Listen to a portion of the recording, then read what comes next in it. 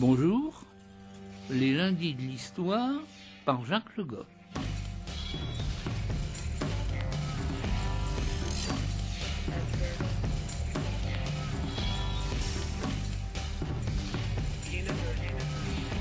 Nous allons parler aujourd'hui d'un ouvrage et d'un sujet assez inhabituel dans l'ensemble des émissions que nous vous proposons. Inhabituel, je dirais, pour deux raisons.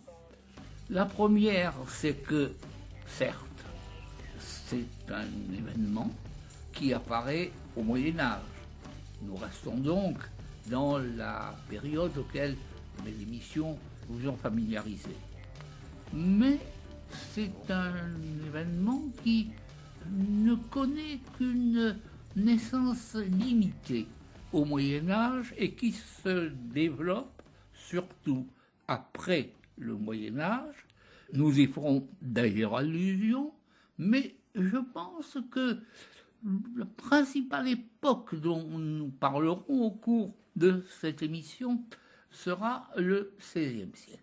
D'autre part, c'est un sujet que peut-être beaucoup d'entre vous trouveront étonnant pour un livre d'histoire, pour une émission d'histoire. Mais cela nous fait entrer dans une histoire, j'allais dire, du quotidien.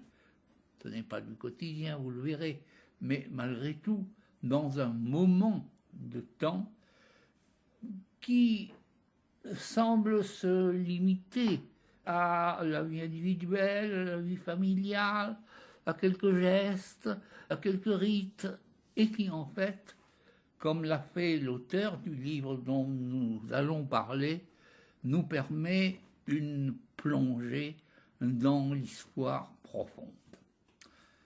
Bref, de quoi s'agit-il ? Eh bien, il s'agit de l'anniversaire. L'anniversaire n'a pas toujours existé, c'est-à-dire n'a pas toujours été fêté, et l'ouvrage dont nous allons parler aujourd'hui, c'est l'ouvrage que Jean-Claude Schmitt a consacré à l'anniversaire sous le titre « L'invention de l'anniversaire ». Et pour discuter de cet ouvrage, il y aura comme d'habitude l'auteur, Jean-Claude Schmitt, directeur d'études à l'École des hautes études en sciences sociales, et notre invité, que peut-être certains d'entre vous, fidèles de l'émission, se rappelleront avoir entendu il y a quelques années, à l'occasion d'un grand livre qu'il avait sorti précisément sur le sujet pour lequel il est plus spécialement invité aujourd'hui. Il s'agit de Jean-Patrice Boudet, professeur à l'Université d'Orléans et grand historien de l'astrologie et de la divination au Moyen-Âge et surtout à la fin du Moyen-Âge. Enfin, je signale, comme d'habitude, l'éditeur de ce très joli petit livre. Et là, je laisse à Jean-Claude Schmitt le soin de le présenter rapidement. Oui, merci. Ce livre, en effet, est le premier, avec un autre, à paraître aux éditions Arquet, qui est une toute nouvelle maison d'édition, toute jeune, et lancée par de jeunes historiens, philosophes, etc., qui est diffusée par les Belles Lettres et qui se propose de publier des petits livres, des essais en sciences sociales. Nous allons donc parler de l'invention de l'anniversaire. Depuis quand fête-t-on l'anniversaire de la naissance ?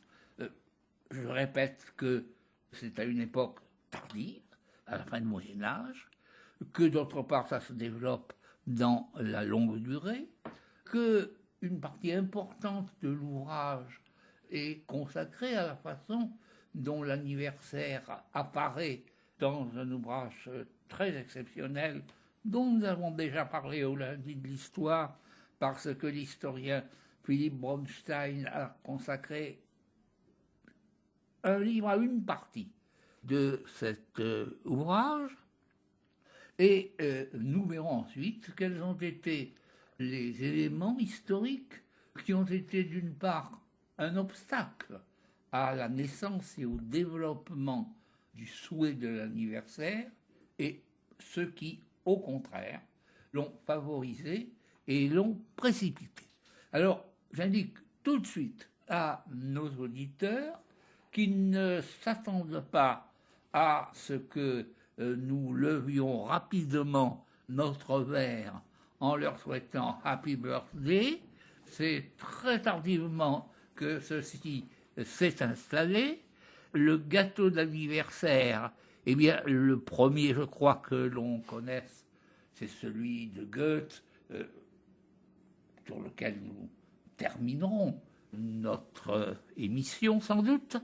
Et quant au fameux souhait, vœu, Happy Birthday to You, eh bien, c'est pour la musique en 1893 que ça apparaît, et pour les paroles en 1924.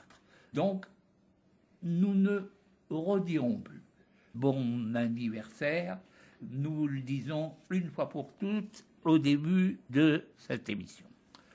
Jean-Claude Schmitt, vous vous êtes intéressé à l'anniversaire en particulier parce que vous vous intéressez d'une façon plus générale au rythme dans l'histoire.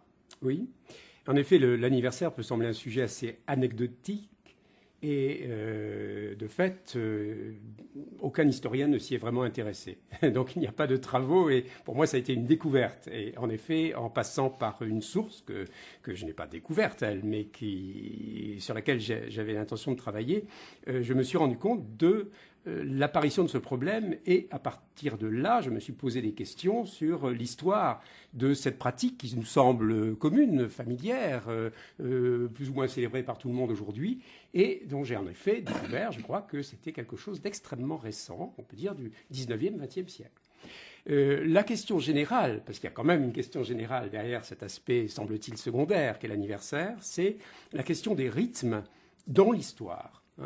Qui est double, qui est à la fois une question extrêmement ample, puisque je m'intéresse à toutes les manières de rythmer la vie sociale, à une époque donnée, disons un long Moyen-Âge, et en même temps, je m'intéresse au rythme de l'histoire de cette question-là, c'est-à-dire comment, dans l'histoire, des rythmes ont changé, sont entrés en conflit, en rivalité, etc. Et c'est ce problème du changement dans la longue durée que je pose à propos de l'anniversaire. Le point de départ, c'est donc la découverte d'une sorte d'autobiographie vestimentaire d'un personnage assez important du XVIe siècle, qui est Matthäus Schwarz, un citoyen d'Augsbourg, qui était le principal facteur